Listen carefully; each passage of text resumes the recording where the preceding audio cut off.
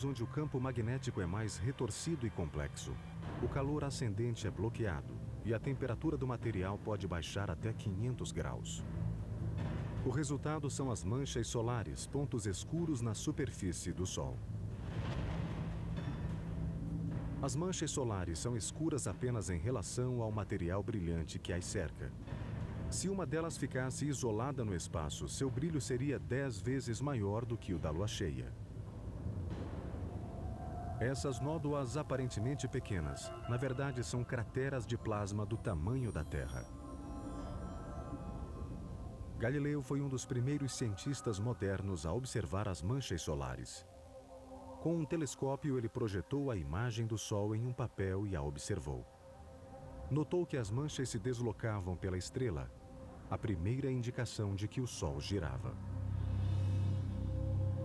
O Sol não só gira como as próprias manchas solares podem rodar como furacões na superfície solar.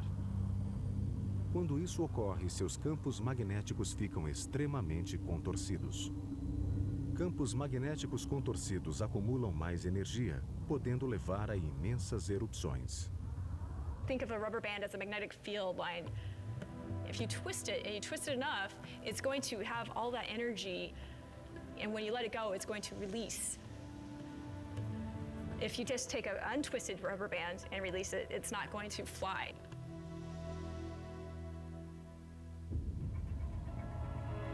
Quando uma mancha solar libera sua energia magnética, ocorrem as explosões mais colossais do sistema solar.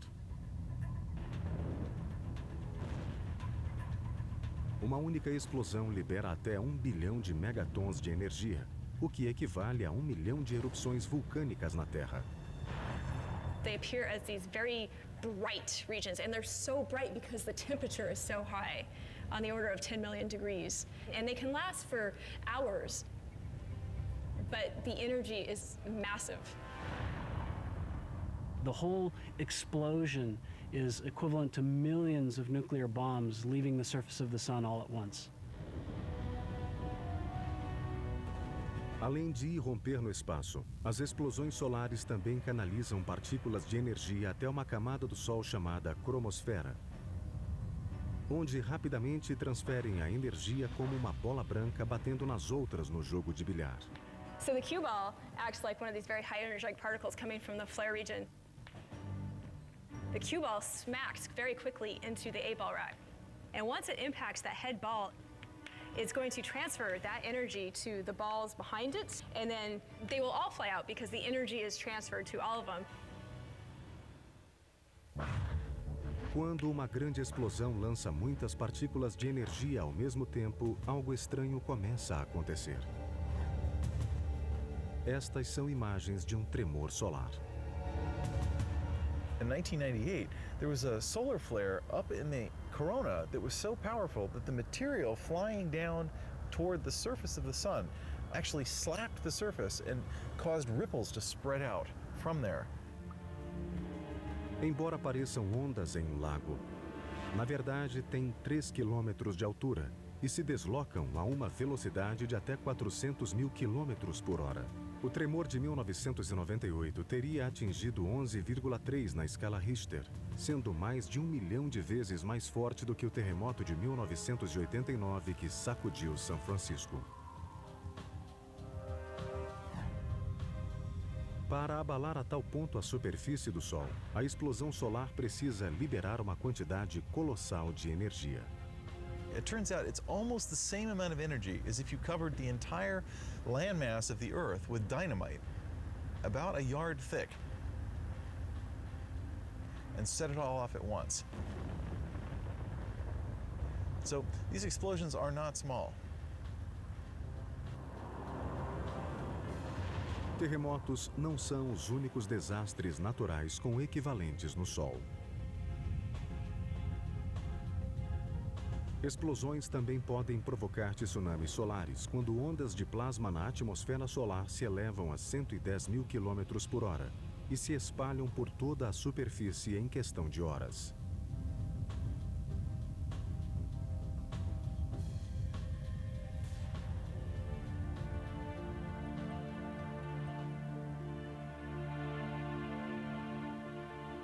Tremores e tsunamis solares não apresentam perigos para a Terra. Mas a ação violenta de uma explosão muitas vezes provoca erupções perigosas, as ejeções de massa coronal, ou CME.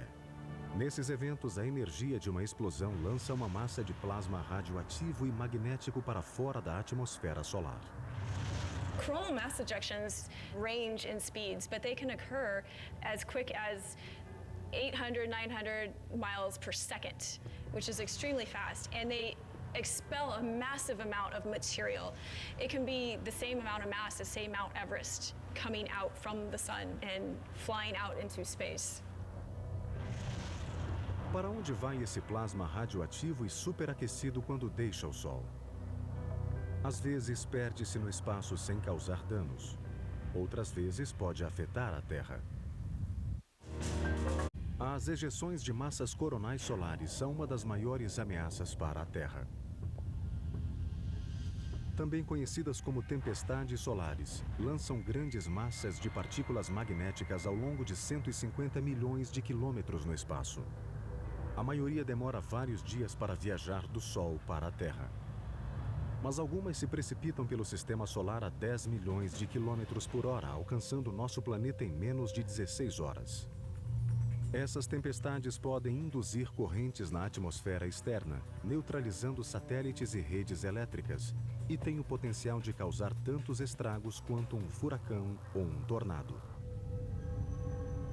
Mas quem está atento a essas explosões cósmicas potencialmente destrutivas? Esta é a sede da Administração Nacional Oceânica e Atmosférica, que abriga o Serviço Meteorológico do governo americano. Suas previsões e alertas diários são essenciais para a vida cotidiana em nosso planeta. Mas um grupo menos conhecido trabalha aqui, em uma divisão especial chamada Controle do Ambiente Espacial. Our primary job is to monitor the sun and to put out the alerts and watches and warnings for solar activity. Good morning, welcome to our 810 briefing. We had one long-duration C flare from the East Limb. That's possible CME. We have not had protons, but we have had electrons. One thing to note is that this region produced all the activity in December, so things might be picking up here in the next couple of weeks. Esses meteorologistas espaciais estão atentos para as tempestades solares que podem afetar a vida na Terra. As nuvens das tempestades solares são compostas de partículas magnéticas. O campo magnético do planeta inicialmente as desvia como ondas se quebrando em torno de um barco. That turns out to be very important because if it impacted the outer atmosphere directly, it would knock little bits of the atmosphere off into space. One reason why Mars doesn't have an atmosphere is that it doesn't have a strong internal magnetic field. And so gradually, over millions or maybe billions of years, the atmosphere was gradually knocked off into space by the influence of the solar wind and by CMEs that came past the planet. Mas nosso campo magnético não é indevassável como o dos filmes de ficção científica. Algumas partículas podem penetrá-lo e carregar a atmosfera superior. Tempestades solares podem até dobrar e quebrar os campos magnéticos nos extremos da Terra, permitindo que partículas magnéticas disparem em direção aos polos norte e sul. Tempestades extremamente fortes distorcem ainda mais os campos magnéticos, provocando correntes elétricas que abarcam os continentes. Quando isso ocorre, equipamentos como linhas de força podem ficar sobrecarregados. It can cause damage to transformers at either end of the line. In fact, in 1989, most of the Canadian province of Quebec blacked out because a transformer was blown out by a solar event. If we have that storm that hits our communication system, it hits our power companies and all these things that we depend on, there's all kinds of chaos that can lay out there. Se tiverem tempo de reagir, os operadores das usinas podem reduzir a corrente enviada aos cabos e evitar um desastre. Os operadores dos satélites também podem fazer o mesmo se forem alertados. When there's a big space storm coming, they'll actually put some of their satellites to sleep so that the storm doesn't cause an electrical short or otherwise somehow knock out the satellite. So the more warning time they have, the better. We wouldn't go sailing unless we knew what the weather was going to be. Similarly, when we have a large system like a power system or a telephone grid that can be affected by the weather in space, we need to know what the weather is going to be so that we can try and mitigate it. As tempestades solares também podem interferir com rádios de alta frequência usados por aviões. Nos anos 80, o Air Force One levava o presidente Reagan para a China quando ocorreu uma tempestade solar. A comunicação foi interrompida durante muitas horas, isolando o chefe do governo americano. The urgency is just like our Earth's weather. When we have a tornado warning, we know the urgency to get that out to the public, to let people know that this is happening. The same thing is with space weather. Users of this information need to know it, and they need to know it now. Just a few hours back, we experienced a coronal mass ejection. We want to see where this blast is going out, and then we can measure that and see how long it might take from that to reach the Earth from the sun. We're seeing a very huge explosion of material that's coming out. And if you look at this small image here, here's the sun that's covered up, and look at the mass that's being thrown out into space. So it's huge, very huge. Como os campos magnéticos emanam dos polos norte e sul, a energia das tempestades solares tem acesso fácil a essas regiões. Por isso, especialistas temem que os passageiros de aviões que sobrevoam os polos durante uma tempestade possam ser expostos a níveis nocivos de radiação, talvez equivalentes a 100 raios-x. It's not something that we want to mess around with because we never know when that radiation might all of a sudden become a lot more intense while there's an airplane in the sky. A ameaça da radiação solar é mais um motivo que leva os cientistas a prestar atenção no Sol. It matters, especially in modern times, what the sun is doing. Earth is not an island. We are a participant in the activities of the solar system. As manchas solares desencadeiam as piores tempestades solares. E os cientistas acompanham cuidadosamente o movimento delas sobre a superfície solar. Location, location, location. We see coronal mass ejections all the time from the sun. A lot of them are as the sun is rotated around or from the backside of the sun. That would not be faced toward the Earth, so that would be less of a concern. As the sun rotates around and that active region gets more into the center of the disk, looking at us, then that's when we would be concerned with. From the center of the sun, as it rotates around, is the kill zone.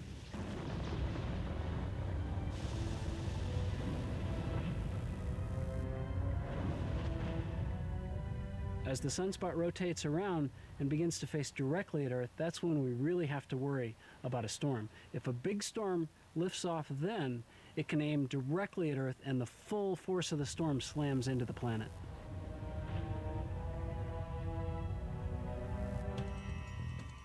É como mirar um alvo com uma espingarda. Quanto mais preciso o disparo, maior o estrago produzido.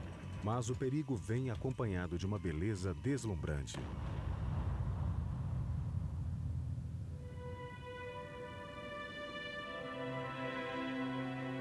As tempestades solares geram sublimes shows de luzes. Os cintilantes véus de cores das auroras polares. As auroras polares são como luzes de neon gigantescas. No caso da luz de neon, a eletricidade introduz partículas magnéticas em um tubo cheio de gás. As partículas do gás se agitam e começam a brilhar. Se o tubo contiver apenas neon, o brilho será vermelho. O acréscimo de outros gases, como o argônio, produz toda uma série de cores. The neon sign is driven by the electric field inside the tube, whereas the aurora is actually driven by the magnetic field and energy from the sun. Quando as partículas de energia de uma tempestade solar deslizam pelo campo magnético da Terra em direção aos polos, ativam elementos na atmosfera, fazendo-os brilhar.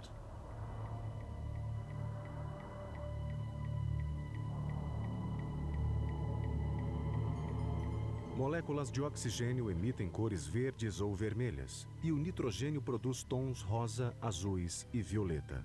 Essas luzes geralmente ocorrem nos polos. Mas tempestades solares muito fortes podem levá-las para mais perto do Equador.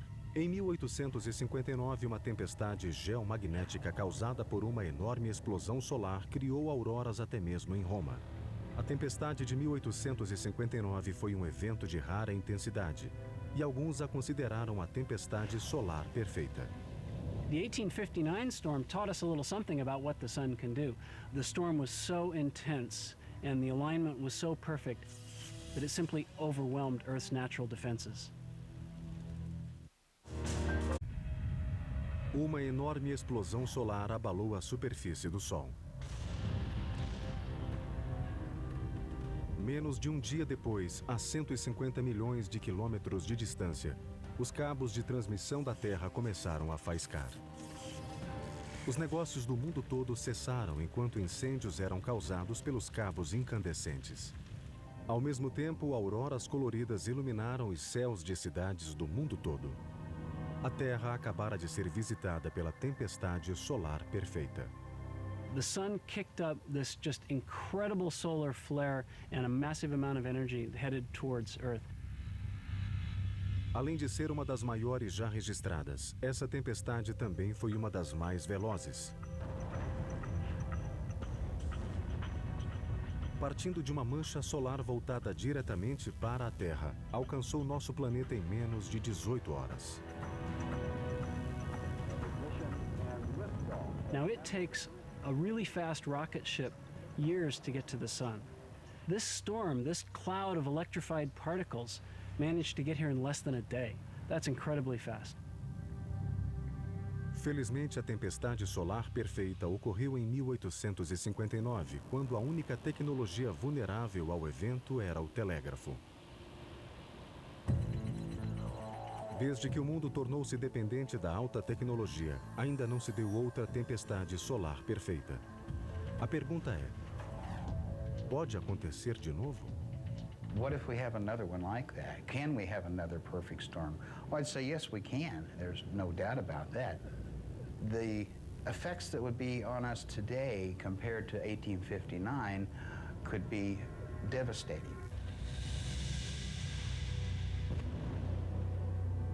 The effects on Earth and on our communication systems, we don't exactly know. That's the scary part. Nossos sistemas modernos podem ser derrubados como casas de praia durante um furacão. Imagine se perdêssemos os satélites que transmitem ligações de celulares, sinais de televisão e transações bancárias. E se ao mesmo tempo fontes de energia falhassem, mergulhando regiões inteiras ao escuro durante horas ou semanas? Se esses serviços essenciais não fossem restaurados rapidamente, o caos se instalaria. It would definitely be a ripple effect upon society and every man and woman and child that lives on this earth. As tempestades solares são tão difíceis de prever como os furacões. A atual tecnologia não permite predizer com exatidão quando será a próxima. Mas os cientistas sabem que é provável que ocorra no auge do ciclo de 11 anos das manchas solares. What happens is the sun reverses the direction of its magnetic field every 11 years. So in 22 years it reverses and comes back to where it was. A cada 11 anos, perto da inversão, o número de manchas solares aumenta e a atividade solar se intensifica. We call that period solar maximum. And those periods are interspersed about 5 years apart from periods we call solar minimum. So you have this 11-year back and forth between the sun being sometimes very ferocious and it goes crazy and it's like the 4th of July with fireworks all the time. And then it starts to ramp down and for a few years it gets quieter until we get to a low point where there's a firecracker now and then but not a lot going on. Assim como os furacões, os máximos solares variam de intensidade. Alguns produzem mais tempestades fortes do que outros. Atualmente estamos em um mínimo solar, mas os cientistas estão atentos para os danos que o próximo máximo solar pode causar. So the last solar maximum was in about 2001, and so the next one ought to be about 2012. But there are different predictions. The whole field of solar physicists is basically waiting with bated breath to see what actually happens. There are some wildly divergent opinions on what's going to happen. One group is suggesting that this next solar cycle could be the strongest in modern times. Se essas previsões se confirmarem, a Terra pode sofrer sérias consequências. We might have to worry about a repeat of the 1859 event. If that were to happen today, it would wreak untold damage. We're going to learn a whole lot about what can happen to modern technology when the sun blows its top. A violência do Sol se manifesta principalmente na coroa, a ardente atmosfera externa. A região é um dos grandes mistérios solares, porque mesmo estando a 800 mil quilômetros do centro gerador de calor, sua temperatura é de milhões de graus, o que contraria as leis da física. That's very strange. I have a thermometer here. If I hold the thermometer close to the fire, it reads a very high reading. Where the probe is right now, it's over 200 degrees. Now, if I pull the probe out a little farther from the fire, okay, it drops down to about 90 degrees. Now, the farther I get from the center, the cooler it gets. In the atmosphere, the corona of the sun, the temperature soars as hot as the core. That's as if I were to say, well, way off behind me there, the heat from the fire is as hot as the fire itself, even though it's very far from the fire. Que força causaria o superaquecimento da coroa? A resposta é surpreendente. A flamejante coroa solar arde a milhões de graus. Durante séculos, os cientistas se perguntaram como podia ser tão quente se estava tão distante do centro do Sol. Depois que os satélites ofereceram uma visão mais nítida da superfície solar, pistas começaram a surgir. Sob a coroa, a superfície do Sol literalmente ferve.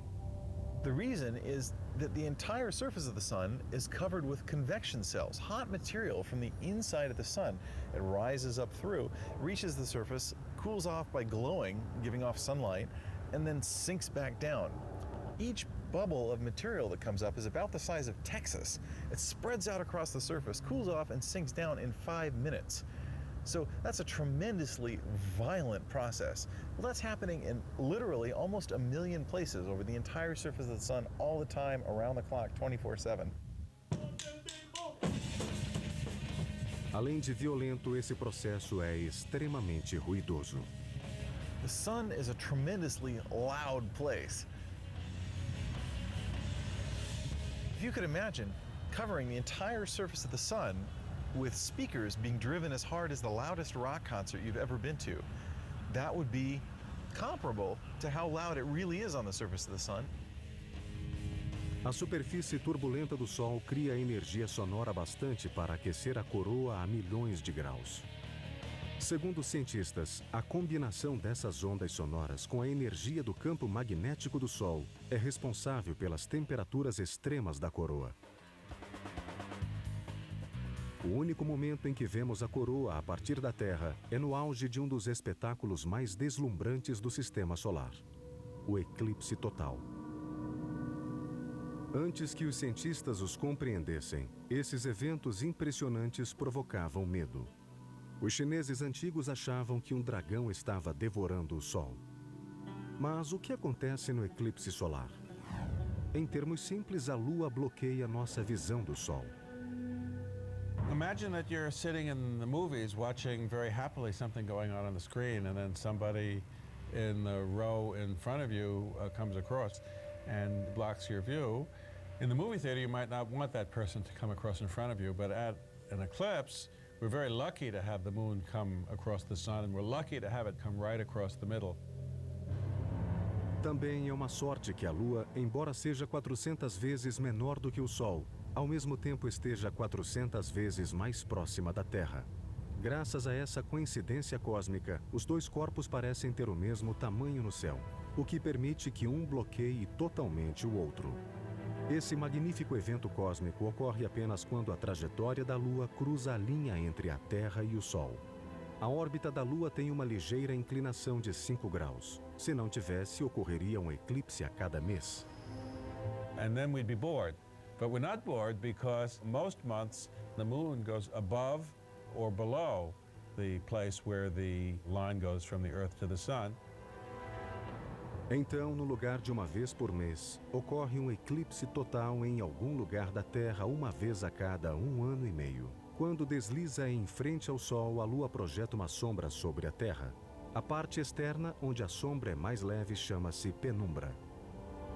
Na faixa formada pela penumbra, enquanto esta avança pela superfície da Terra, vemos apenas um eclipse parcial.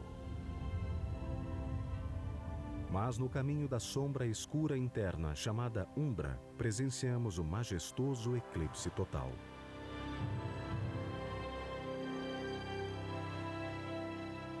No entanto, se não for possível viajar para uma zona de sombra completa, é preciso esperar no mesmo lugar por um eclipse total, que ocorre apenas uma vez a cada 300 anos.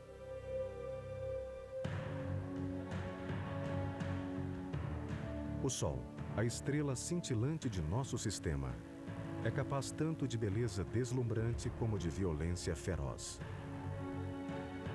Por mais difícil que seja acreditar, não existirá para sempre. Até o Sol um dia morrerá.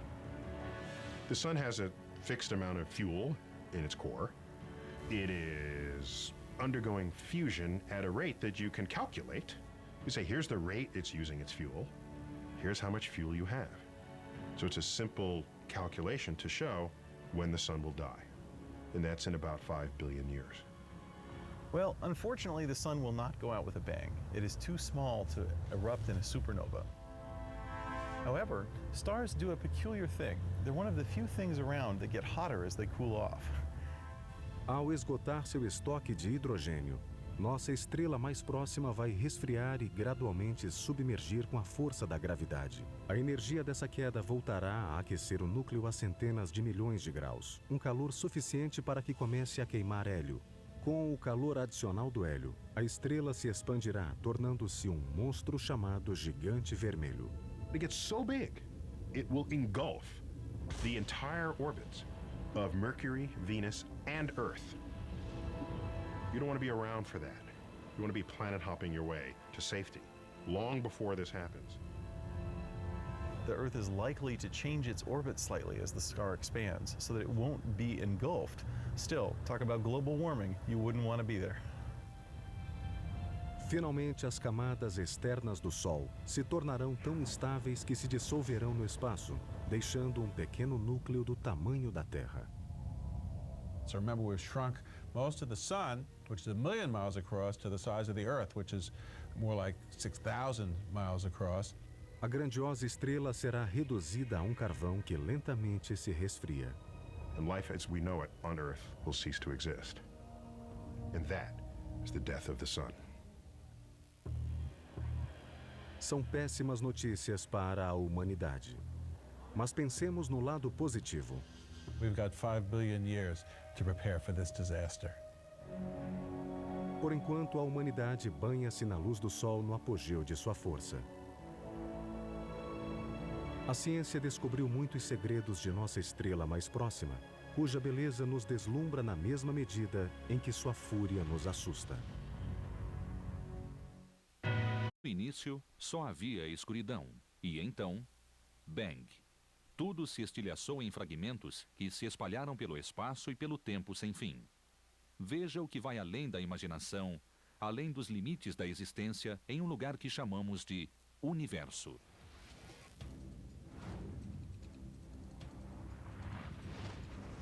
Talvez seja o santo graal da ciência planetária. Estamos sozinhos no universo? É uma das questões para responder. Não temos a definição de vida. Mas vou saber quando a descobrir. A vida pode dar grandes saltos e giros. O mais interessante disso é a variedade que podemos encontrar em algum lugar. Este é um planeta solitário? Ou existe vida além da Terra? A equipe do nascente campo da astrobiologia uniu-se para tentar decifrar esse velho mistério.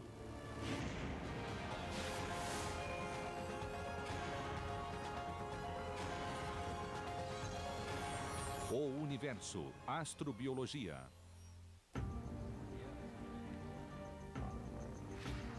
vida. Será rara em nosso universo?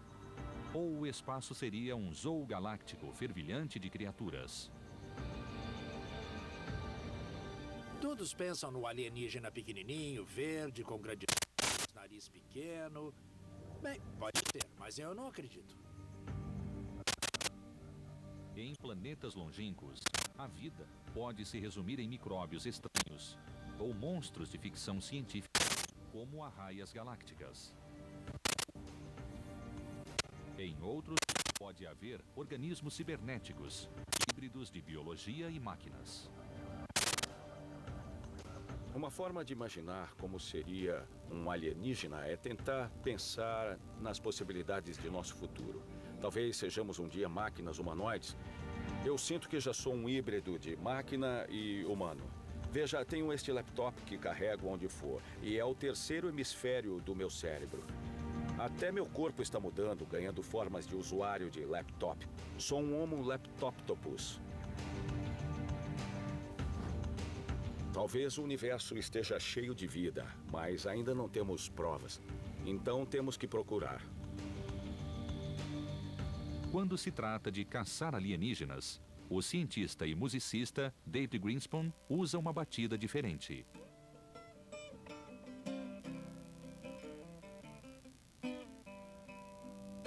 Sempre penso na vida extraterrestre. E se eles teriam música ou coisa parecida? A música é fundamentalmente ondas e ritmos. E isso é a natureza de nosso universo. Há certa musicalidade no fato de que há vibrações, ondas, ritmos e ainda tons modulados.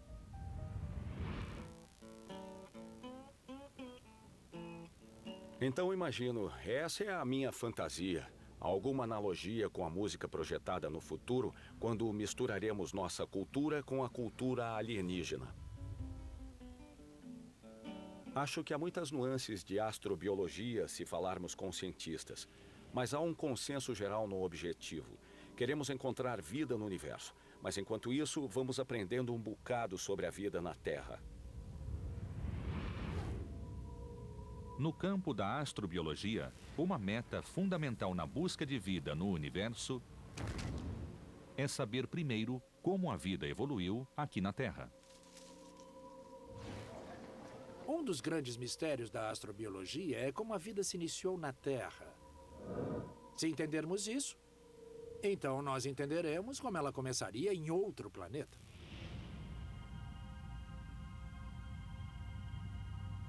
A Terra orbita no que se chama de zona habitável, uma região no espaço cujas condições são favoráveis a formas de vida como as que temos em nosso planeta. Estando na distância ideal do Sol, nossos mares não se evaporam. Nosso clima não é quente demais, nem frio demais. E temos oxigênio na atmosfera, por isso podemos respirar. A Terra é um paraíso para todos os tipos de vida, desde organismos unicelulares, como as bactérias, até grandes mamíferos multicelulares, incluindo o homem. Acredita-se que toda a vida da Terra descende de um único microancestral, formado há aproximadamente 3,5 bilhões de anos. Mas permanece um mistério como esse micróbio ganhou vida. Uma forma de pesquisar é procurar em antigas rochas, onde os micróbios deixaram traços de sua existência.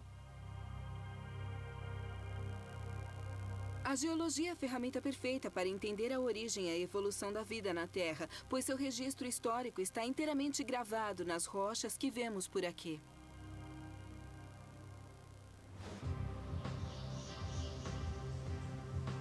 A geóloga Abigail L. Wood, em busca das origens da Terra, não precisou sair do próprio país em que mora. A região de Pilbara, no oeste da Austrália, tem algumas das pedras mais antigas do mundo, de quase 3,5 bilhões de anos. Pilbara contém rochas da era Arqueana, que sobreviveram até hoje na Terra. Contém vários fragmentos que guardam possíveis indícios de vida. A Terra apareceu há coisa de 4,6 bilhões de anos. Mas a maior parte da superfície original foi apagada por tectonismos e erosões. A crosta muito espessa de Pilbara, porém, resistiu aos processos geológicos destrutivos. Pilbara não foi afetada pela tectônica de placas. As características originais estão prontas para nós examinarmos. Há rochas sedimentares da mesma idade, quase 3 bilhões e meio de anos na África do Sul. Até o momento, em Pilbara, temos um registro maior de fósseis.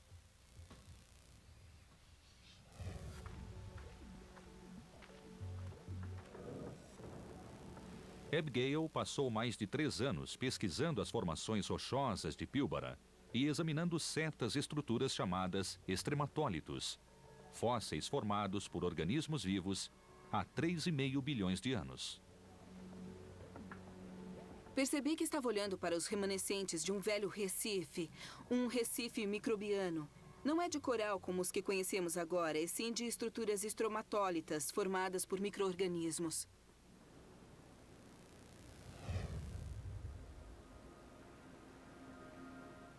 Estromatólitos são estruturas rochosas do fundo do mar, onde camadas de sedimentos assumem formatos de cones, domos e outros, após muito tempo, com a ajuda de pequenos organismos. O estromatólito não é vivo, mas uma estrutura feita por organismos. Quando encontramos um em fósseis, é como achar as pegadas de micro-organismos muito antigos. Mas os micróbios quase nunca estão preservados como fósseis dentro dos estromatólitos. Por isso, é extremamente difícil saber se um estromatólito poderia ser uma prova de vida. Mas, neste caso, Abigail descobriu que os estromatólitos de Pilbara são realmente biológicos. Ela talvez tenha encontrado a mais antiga prova de vida em nosso planeta. Os estromatólitos são a mais velha e convincente prova da vida na Terra. Isto aqui é o antigo leito do mar. Essas incríveis estruturas cônicas nada têm a ver com as formas onduladas que geralmente encontramos no fundo do mar, onde não há biologia. Estes são os estromatólitos. Estruturas sedimentares formadas por micro-organismos que viveram entre o sedimento e o oceano. Abigail usou técnicas geológicas para interpretar o ambiente em que os micro-organismos fossilizados viveram há 3 bilhões e meio de anos. O que sabemos é que para se formar o estromatólito, temos um cenário bastante parecido com esta formação rochosa costeira. Sabemos que eles só existem em águas rasas e não aparecem em águas profundas, como as que abundavam nessa época.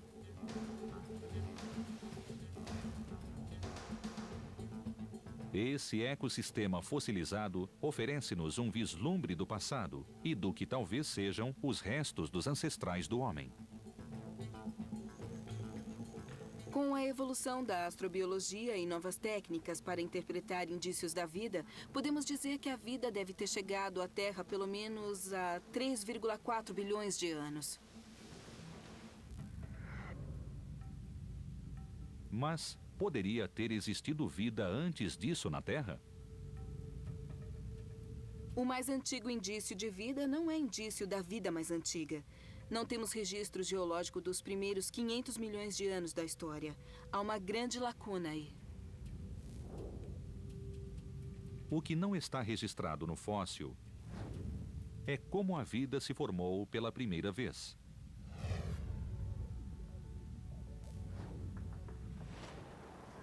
Nós, humanos, somos filhos da poeira de estrelas. Há 4,6 bilhões de anos, fragmentos estelares criaram grandes nuvens de gás em nosso sistema solar. Essas nuvens gasosas formaram partículas que iam se aglomerando e acabaram formando grandes blocos de rocha e gelo chamados asteroides e cometas. Durante milhões de anos, esses corpos colidiram e se aglutinaram para formar planetas, inclusive a Terra. Nessa época de bombardeamentos, a Terra era um mundo quente, tóxico e aquático. Mas, no meio desse período, a vida pode ter se formado debaixo da água, em respiros hidrotérmicos formados perto dos vulcões. Ali, partículas da atmosfera e energia podem ter formado aminoácidos, elementos essenciais da vida. Uma das hipóteses populares é que a vida nasceu em respiros hidrotérmicos devido às condições presentes. O ambiente era aquático e profundo, oferecendo proteção contra impactos. As águas rasas ainda seriam hostis no período de fortes bombardeamentos. Mas a pergunta-chave da astrobiologia é como se deu a centelha que fez a matéria inerte se transformar em matéria viva. Chris McKay é um gigante no campo da astrobiologia. Esse cientista da NASA passou mais de 25 anos tentando decifrar a origem da vida na Terra e no próprio universo. Há muitas teorias de que tudo o que é necessário para a vida foi criado aqui na Terra.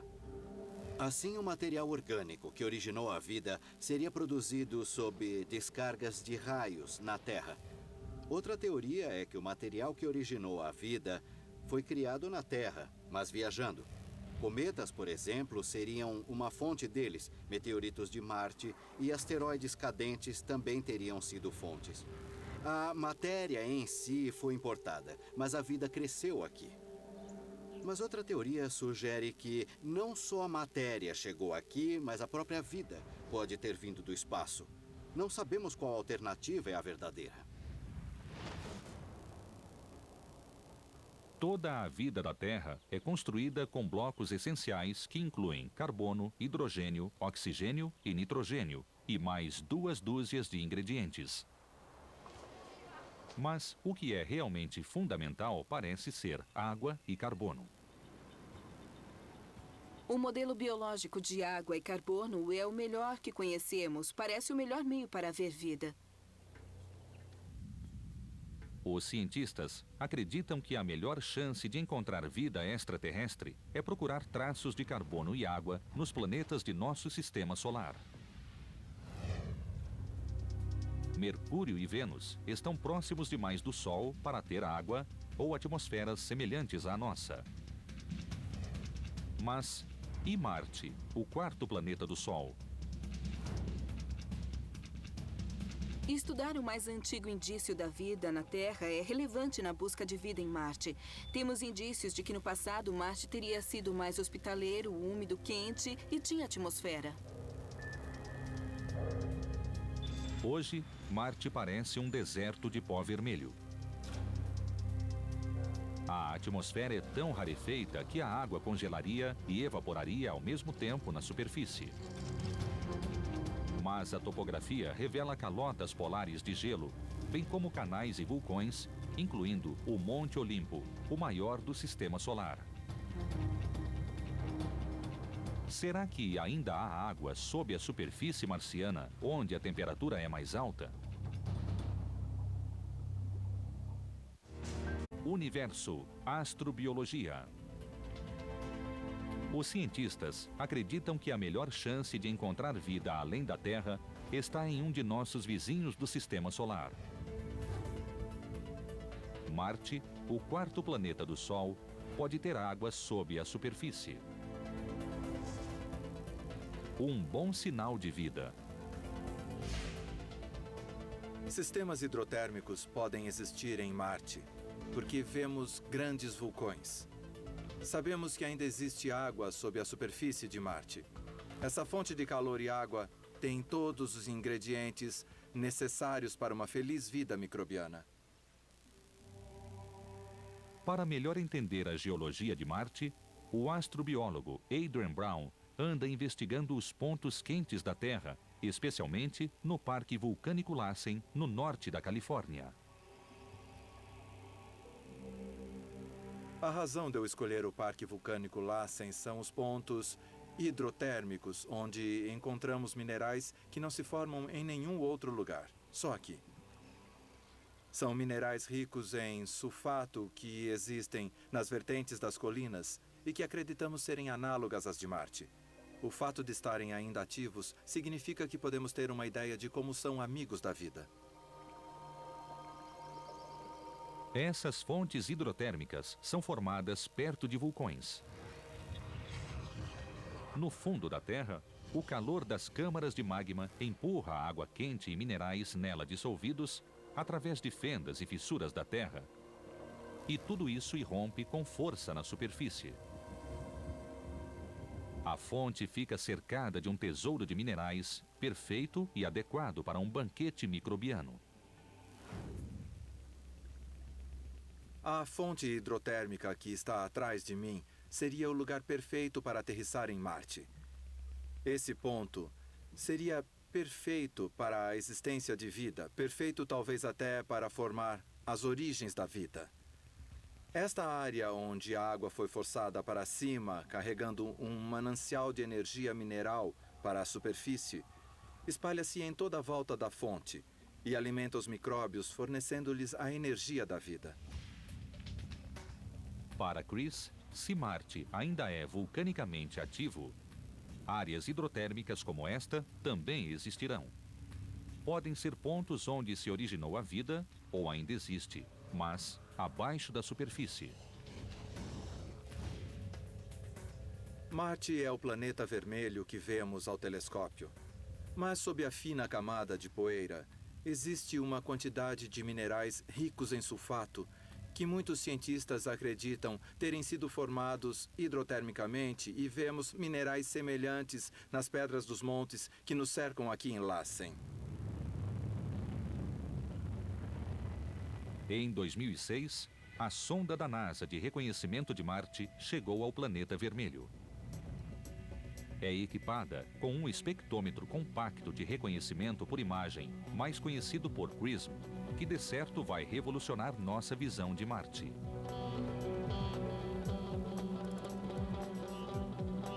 Com luz visível e infravermelha, o instrumento está procurando indícios de água nos vales marineiros, um imenso sistema de cânions aberto na superfície pelo vulcão Monte Olimpo.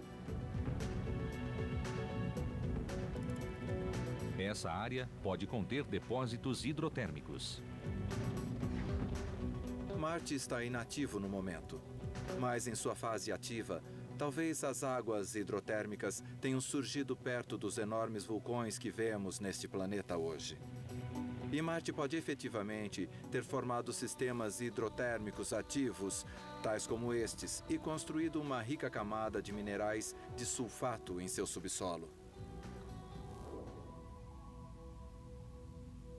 O Marte antigo era muito mais habitável que o de hoje. Ele esfriou, está gelado e seco demais para sustentar vida. Então, se houve vida em Marte, provavelmente já não está na superfície, deve ter migrado para baixo ou em busca de um ambiente mais favorável no subsolo. A cientista pesquisadora Jennifer Heldman também procura vida em Marte pela compreensão de como organismos microscópicos sobrevivem em condições extremas na Terra. Mas em vez de investigar pontos quentes do planeta, ela procura a vida nos pontos mais frios. No momento, no Parque Vulcânico Lassen, estamos diante de depósitos de neve e quisemos examiná-los porque existem algas vivendo aí. No final da primavera, no começo do verão, vemos a neve salpicada de listras vermelhas, como estas. São as algas. Há vida nesses depósitos de neve. Então, quero estudar as condições físicas em que a alga gosta de viver. Aplicando isso aos depósitos de neve em Marte, veremos se lá existem as mesmas condições. A sonda global de Marte descobriu recentemente canais marcianos que podem ser restos de depósitos de neve. Nossa ideia é estudar esse fenômeno. Essas banquisas de neve podem derreter, gerar água e potencialmente prover ambientes propícios para a vida. Para melhor compreender as banquisas de Marte, Jennifer está conduzindo experiências no Parque Vulcânico Lassen. Este é o dispositivo para medir a temperatura e a luz da banquisa. Usamos esse instrumento para entender as condições físicas da banquisa, que é capaz de dar vida às algas. No inverno, isto fica totalmente coberto de neve, soterrado. Por isso, temos sensores no poste, sensores de umidade aqui e aqui também. E os pequenos são sensores de temperatura. Aquele lá de cima é um sensor de luz, que mede a radiação solar. Aqui embaixo, neste balde, instalamos um pluviômetro para medir a água que escorre e cai nessa vasilha. A alga que nós encontramos aqui vive bem neste ambiente hostil. Está muito feliz a 0 grau, está muito feliz com pouca luz e está muito feliz com as condições pouco nutrientes da neve.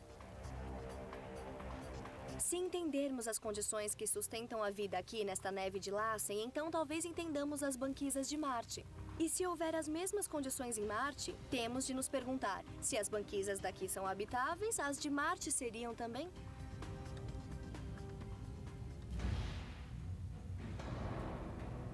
Além dos conhecidos canais de Marte, 2 imensas regiões polares também podem abrigar alguma vida em Marte. Em 4 de agosto de 2007, a NASA lançou a nave de pouso Fênix. Quando ela chegar ao planeta vermelho, no início de junho, irá sondar os polos gelados. A bordo da nave, braços robóticos e pás começarão a escavar as camadas de gelo em busca de compostos orgânicos, os chamados tijolinhos da vida. Eles vão pousar nos polos de Marte, cavar o gelo mais antigo e trazer organismos que estão mortos, encapsulados por radiação. Mas talvez estudando sua bioquímica, remendar ou corrigir alguns e ressuscitá-los. Mas, mesmo que haja água em Marte, poderia ela sustentar a vida de animais maiores? Em sua busca de vida no sistema solar, os cientistas focalizam a presença de água e carbono. São os ingredientes essenciais da vida na Terra. Mas haveria outros indicadores? Alguns acreditam que a tectônica de placa é necessária para promover a biodiversidade e agir como defesa contra a extinção em massa. Na Terra, a elevação de placas criou os continentes. Sem massas de terra, o planeta permaneceria aquático e muitas espécies, incluindo a humana, de certo não evoluiriam. Por que a tectônica de placa existe no mundo e não em outros planetas, como Marte? Bom, Marte é menor que a Terra. Seu interior esfriou mais depressa e antes que a tectônica de placa pudesse surgir em Marte. Felizmente, nós temos tectônica de placa na Terra e ela é nosso grande sistema reciclável. Recicla materiais, a atmosfera e o subsolo. Marte nunca teve isso. A tectônica de placa mantém moderada a temperatura da Terra, reciclando os elementos para uniformizar o volume de dióxido de carbono da atmosfera. Sem a tectônica de placa, Marte não tinha resistência da Terra. Desenvolveu condições habitáveis e talvez até vida multicelular, mas depois pereceu sem a flexibilidade que a tectônica de placa dá à Terra. A tectônica de placa talvez seja indicador de vida na Terra. Mas os indícios sugerem que talvez exista outro tipo de vida em uma lua que pertence ao Senhor dos Anéis. Em 2004, a missão Cassini da NASA fez levantamentos em torno do imenso planeta de gases que é Saturno. Um ano depois, a nave largou a sonda Huygens na superfície da maior lua de Saturno, a Titã. As imagens revelaram que Titã possuía características semelhantes às da Terra, como ciclos climáticos e vulcanismo. A lua Titã de Saturno é um lugar complicado com chuvas, rios, estações e meteorologia complexa e uma química interessante. Claro, não serve para nossa vida, mas há fluxos de energia e compostos inorgânicos. Talvez abrigue outro tipo de vida. As imagens de radar revelaram a presença de lagos líquidos em Titã.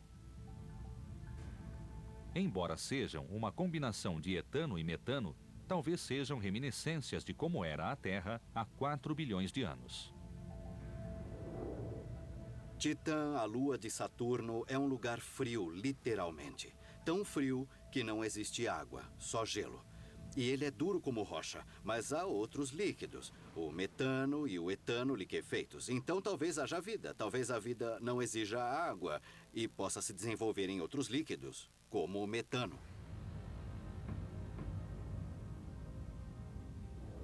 A temperatura de Titã é de 180 graus abaixo de zero, mas tem atmosfera rica em nitrogênio, que produz hidrocarbonos que podem permanecer líquidos nessa temperatura. Então é possível que Titã seja o lar de um novo tipo dos chamados extremófilos, organismos que vivem em condições extremas. No caso de Titã, talvez sejam psicrófilos, isto é, bactérias que proliferam em temperaturas frígidas e usam metano para produzir energia. Chris McKay observou psicrófilos em lagos congelados da Antártica. Alguns organismos vivem no fundo dessas águas, onde sua atividade biológica criou uma zona desprovida de oxigênio e rica em moléculas orgânicas, como o metano. Um ponto interessante de ecossistemas na Antártica são os lagos congelados, cuja capa é resistente e chega a 3 metros de gelo. Sob essa capa temos água. Havendo H2O, não admira que haja algas e bactérias vivendo nessa água. Tal como na Antártica, os lagos de Titã talvez contenham extremófilos que sabem como viver no metano.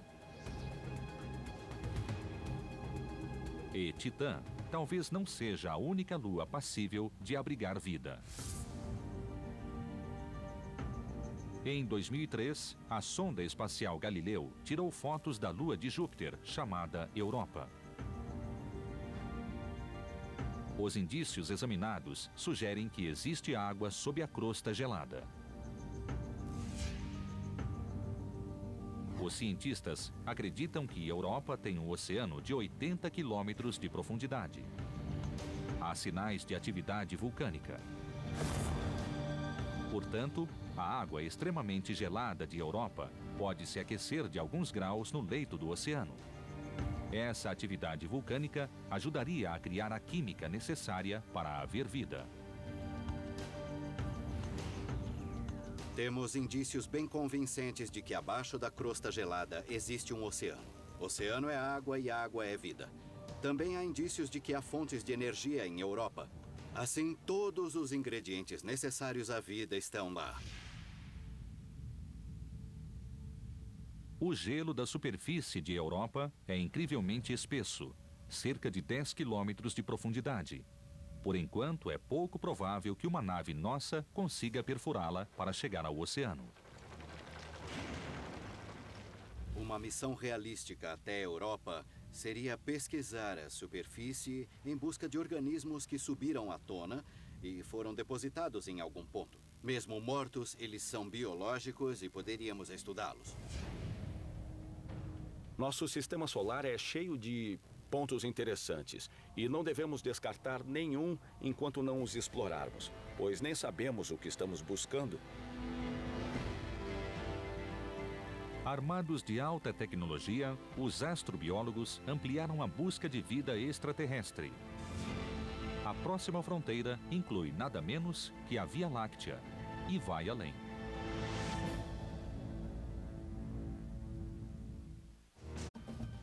A astrobiologia vai empurrando os limites da ciência moderna,